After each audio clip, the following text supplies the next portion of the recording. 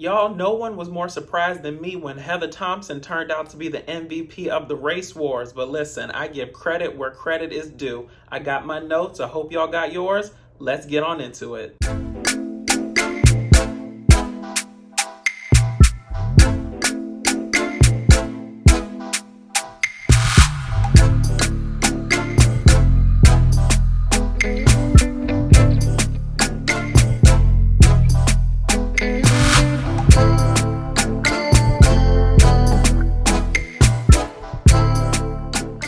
Y'all, so we left the girls in the middle of the race war of the century, okay? And I think that we can just chalk it all up to just a huge misunderstanding. Now, before we really get into it, I didn't realize that LuAnn actually threw Ebony out on the street, okay? But if you will remember, Ebony was like, Lu, I can leave your house. And LuAnn was like, well, I think that would be best. Well, turns out Ebony was thrown out the damn party. And when I say thrown out, I mean she walked out on her own accord. No one forced her out. But she was like, listen, if I'm not welcome, I don't stay where I'm not welcome. And I was asked to leave, so I'm going to leave. So Ebony goes outside onto the mean streets of the Hamptons, okay, to collect herself while, a couple of the housewives come out with her. I think it was like Heather and Sonia or somebody. But then she jumps in her Uber and leaves. And so this then creates two separate situations where Ebony is telling Leah about what happened at the party, and the other girls who are still back at LuAnn's house are just dealing with the after effects of what happened. So moving forward, I wrote this note down. I said, Heather is the MVP of middlemen and explaining. Listen, I give full credit where credit is due. It surprised the hell out of me that Heather was the one in there making the most sense, okay? And the more she kept talking, the more I was feeling what she was saying. She was so very clear, concise, and to the point. And those are my three key points whenever someone is either explaining something or trying to do some sort of an apology. Are you clear? Are you concise? And are you to the point? And she spoke to it. She spoke to it very well. She talked about the nuances, just in terms of like the different cultural experiences and why they, as white women, should be a little bit more understanding of the situation and take maybe their ego and their pride out of it and try to understand it from the perspective of Ebony. So I thought she did a great job of being the professional middleman in that situation. And honestly, if you think about it, sometimes in that situation, you might just need somebody who looks like you to check you and tell you why you're wrong, right? Because Ebony can yell until she's blue in the face, but until someone who looks like they look, we're like, listen, you really need to check yourself. This is why she responded to you based on what you said, and this is how we can really move forward from the situation. And that's when they got it. So kudos to Heather for doing that. The more she talked, the more I was like, oh, okay.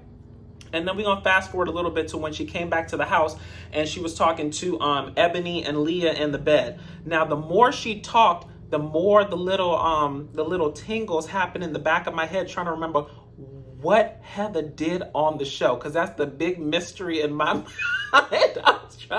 I know she was a housewife from like yesteryear, but I didn't really know. And then she started talking about her and Diddy and Beyonce and stuff. And I was like, oh my gosh, I remember now.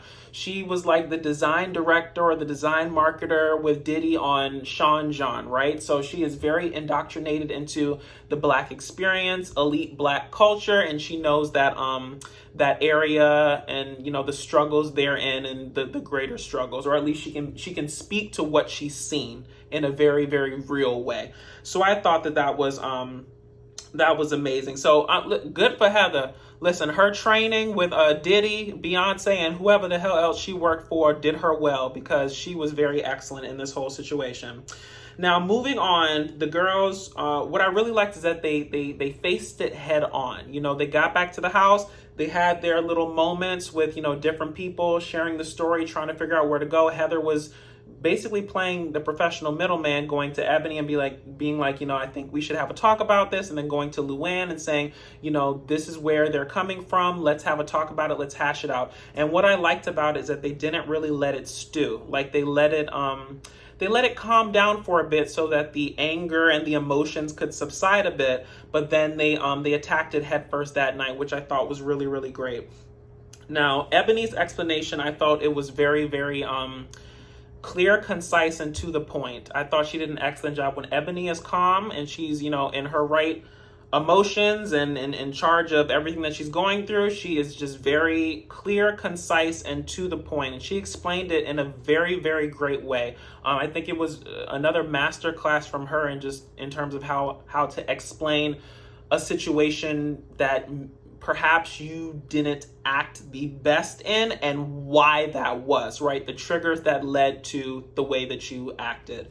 And so I thought she did a great job explaining it. I think that I didn't really even understand the nuances. Listen, I can, you know, be a gay black man and, you know, have lots of female friends and stuff, but I'll never know how it is to be a black woman in America. And when Ebony was explaining how, you know, they're not really allowed to have a range of emotions. Either you're happy or you're angry, and there's nothing in between. So if you're spirited and you're emotional, it's, you know, thought of as you're attacking, you're domineering, you know, you're outside the norm. So I thought it was a great way that she explained that, knowingly or unknowingly, you all said some triggers that, you know, awakened deep-seated things within me and within the general culture that were trigger points, and resulted in how I approached the situation. So LuAnn takes the forefront and she apologizes, which I thought was the best thing for her to do in that situation. When you don't understand, and let's take a step back. I don't think LuAnn meant any malice by anything that she did. And that may be a little bit of a trigger point for y'all. And know that I got a whole bunch of comments in the last video with people going back and forth. And I think that the pretty much the opinions were split in terms of where the blame lied. But I think, you know, some people were like, it was more Ebony's fault for bringing it to a racial level. Other people were like, well, you know, they were doing trigger things on the back end, just nudging her with microaggressions, and she could only respond how she, you know, experienced what was being given to her. So how she acted was a direct result of what she was given, is what I mean. And so, like I said, I don't think LuAnn meant any malice. So knowingly or unknowingly, she had these microaggressions, and it just proceeded from there. But I thought she did a great job of owning it and saying, you know, if I made you feel a certain kind of way, I truly apologize. It was not intentional. I did not know. And I think that that's the key point here, because when these, you know, rich white women, and it's not a bad thing to say, they are rich white women. They live a different experience than, you know, a black woman in America. It's a different experience. It's a different level. It's a different sociological experiment, for lack of a better term, you know? And so sometimes you can't be held accountable for what you don't know, right? But ignorance is never a good excuse. So I think that having Ebony here it's like I said last episode, it's a great talking point, because it brings up the biases that you might not even know that you have, or how you talk about things, and the perspective that you come from. It may be a little bit skewed just because you haven't experienced certain things in life. So like I said, I think it was great that LuAnn apologized. Now, where she messed up, and we're going to talk about this. So drop down in the comments if you think that it was right or wrong for LuAnn to request an apology back from Ebony, okay? So like I said, LuAnn apologized, which was great. And then she said, in turn, you know, I would think that you would apologize back to me. Now, I have two modes of thought on this, y'all. Now, when you get into it with somebody, naturally you want an apology back. Like, if I apologize to you, you should apologize to me. But I think that Ebony explained it in a really good way, where she said, like, I'm not going to apologize to you, because that's like the meaning behind the apology is that I'm saying that I was wrong for having the emotions that I had, right? I was wrong to feel the way that I felt when you're the one who unknowingly or knowingly triggered me by what you said, right? So I understood it from that perspective. She said, I can't necessarily apologize to you, but I can acknowledge that, you know, I raised my voice, and perhaps I didn't handle the situation as best as I could. So LuAnn, I think that you should just take that win. In this situation, you're always going to be perceived as the one who was in the wrong. Technically, I really do say that the blame can go around. I think that Ebony brought it to a racial level in terms of, and I know that what you guys are going to say, there were microaggressions and stuff like that, but I really don't feel like they knew what they were doing in terms of the microaggressions, right? I just don't get malice of intent with how they were going. And that's not to say that they were right in what they did. It's just that they did not know, in my opinion, right? So drop down in the comments and let me know if I'm completely crazy and y'all feel something completely different. I really appreciate it. So, I just say that the situation went as well as it could have, right? So LuAnn apologized, and Ebony explained why she couldn't necessarily apologize, but she would acknowledge her behavior in the situation and work towards, being better going forward. And I think that's the best outcome that you could have gotten from that situation, in any stretch of the imagination. So, like I said, Heather was the MVP of the whole race situation. And then when they're doing the recap later on, Heather goes to Ebony and she says, I just want to let you know how articulate you were. Now, they say you never tear someone down without building them back up, okay? So I built you up earlier, Heather, when I called you the MVP of the whole situation. And girl, now I got to tear you back down. But I'm not going to do you that badly right now. But we're going to get into that Leah mess later. Now, articulate is another microaggression, right? So whether or not she realized it, I don't think she did.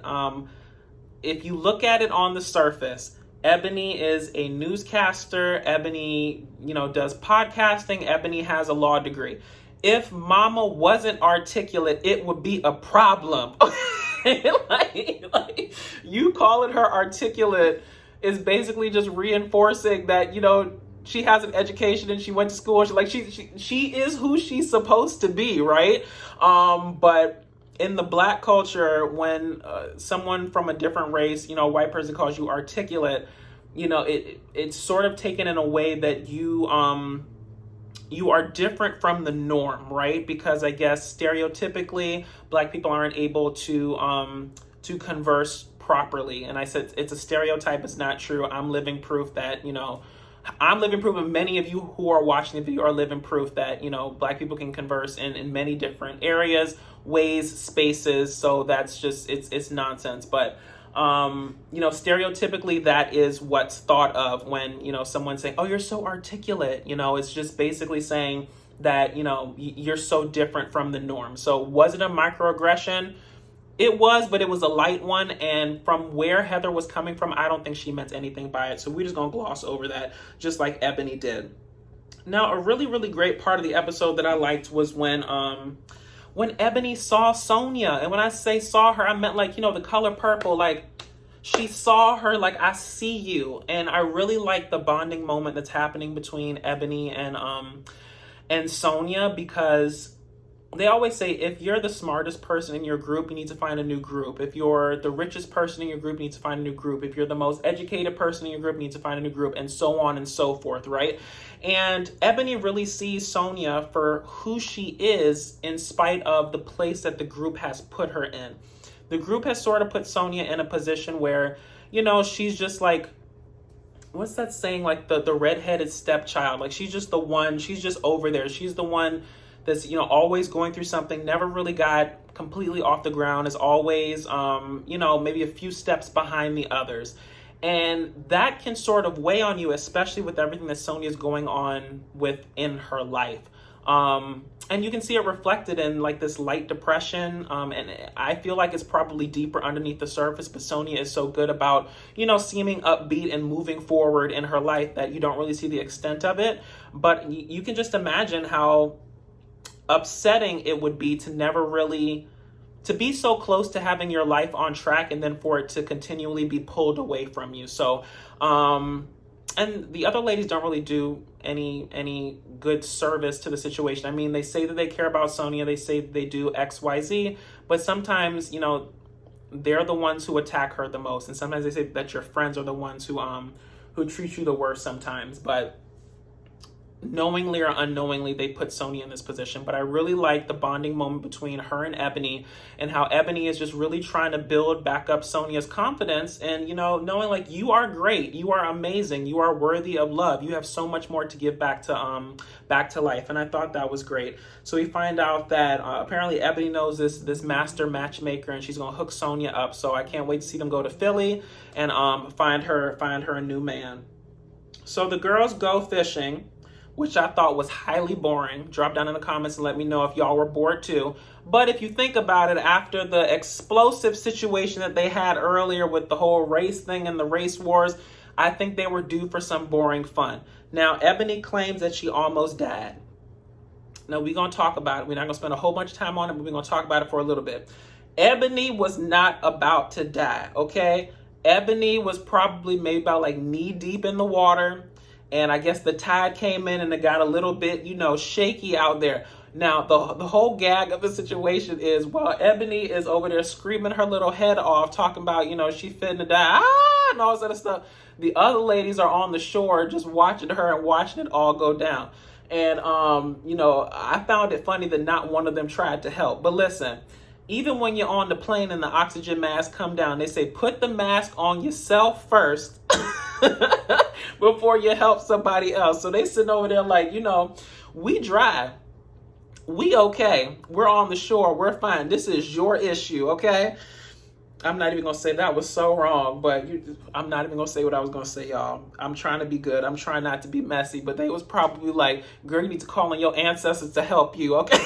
we have done enough.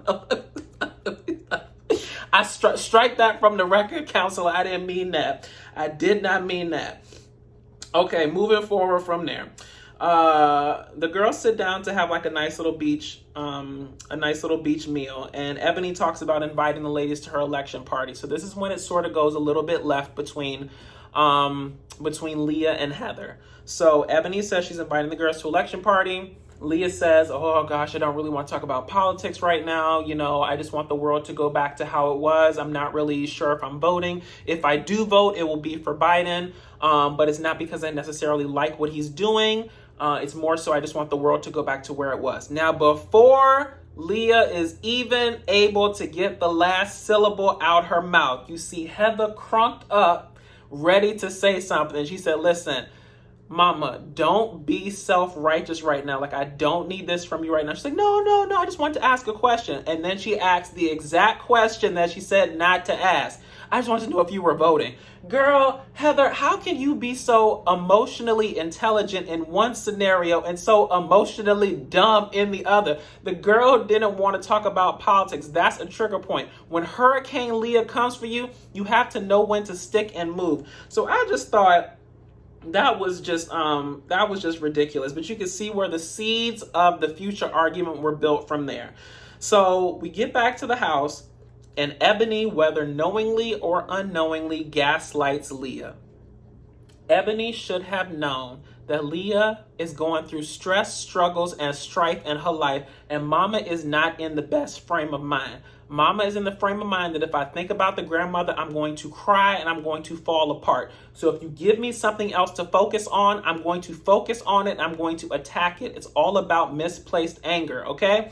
When Ebony tells her what Heather said, and it didn't really seem like that much of a big conversation. However, I do think Heather was wrong for talking to Ebony about it, right? Because if she didn't think it was going to get back to Ebony, then not back to, but if Heather didn't think talking to Ebony was going to get back to Leah, you know, it wasn't a good judgment call. It was not a good judgment call. So Ebony thought she was being innocent, or maybe she just thought she was being messy and moving the story forward. I don't know. But this sent Leah into a tizzy. Leah called this lady everything but a child of God, called her, you know, an MF, she a Karen, she a B, F this, F that, you know, you need to stay out my business. And so, like, let's analyze it just on the surface, right? Is Leah wrong for feeling how she feels? No, right? But her reaction to the situation at hand is not proportional, which leads me to believe that the anger is misplaced in the situation. Now, Heather does not do herself any favors because she continually puts herself in situations that don't necessarily affect her. And sometimes it's good. Like earlier when she put herself in the middle of the race conversation, she was instrumental in making those, other women understand where Ebony was coming from. So I give her kudos for that. But in this situation, Leah is not in the right mindset. She also wasn't featuring you to begin with when, she found out about your podcast and you talking about the ladies. So she was already programmed not to like you. I did think that it was funny though, or just, completely wrong when, Leah storms off and gets on the bus. And then the girls start to get on the bus because they're going to go to this, 70s pageant party. So LuAnn gets on the bus and then she says to Leah, did you forget something? So she goes back and gets it. Heather comes on the bus then and Leah just loses her mind. Don't leave me on the bus with this bitch. Da, da, da, da, da, da. And all Heather says, okay, y'all, all Heather says was, oh, bitch, calm down. Like she was tired, okay? She was tired at that point. I felt her, calm down. It's okay. Like, we will deal with your issue at a later date. It is okay. Now, listen. The lady had been called all sorts of MFers, Karens, Bs, F this, F you, stay out my business, and blah, blah. The lady said one thing to Leah, and then it was like, DEFCON 5, okay? She got up, oh, I can't deal with this. Oh, I'm not going. Oh, I'm not. It was misplaced anger, and you can't reason with crazy. And I'm not saying that Leah is crazy. I'm just saying that her mental state at this point is not conducive to having rational conversations and understanding that the way she's approaching situations are not necessarily indicative of the level that the situation is at. Now, I hope that made sense. Rewind it and let me know if it didn't. But that's all I got to say on this, y'all. So if you liked what I said, please feel free to like, comment, and subscribe. Follow me on YouTube, Instagram, Stereo, and Twitter at DatDamnDasher. And until next time, y'all, know when to stick and move. I'll talk to y'all later. Bye.